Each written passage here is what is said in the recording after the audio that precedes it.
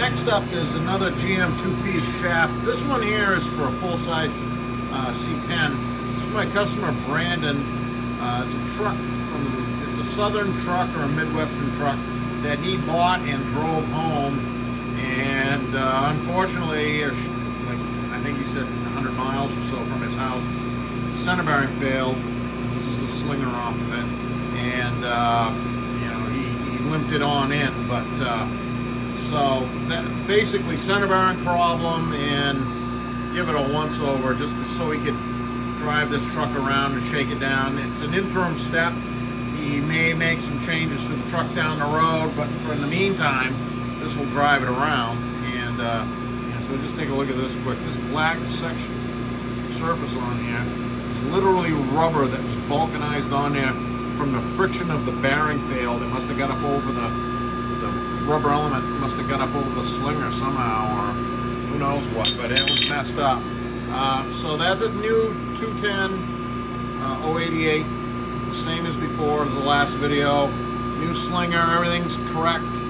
And this does have a pretty good rub mark on it here. This truck was lowered, and the stock GM spline was cut off like 3/8 of an inch because the lowering stuffed the drive shaft in because the axle came up in the arc, and so that's the way they did it.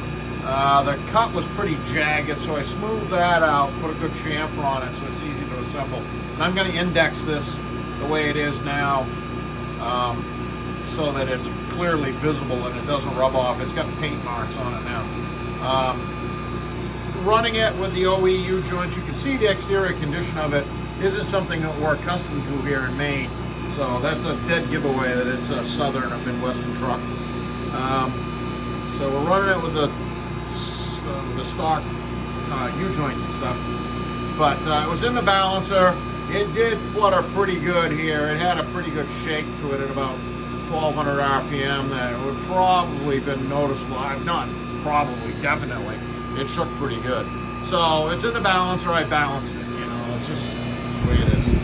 So we'll crank her up.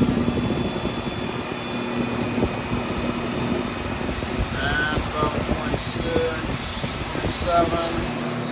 0 at the center bearing. That's nice and flat. 0 at the rear axle, same thing.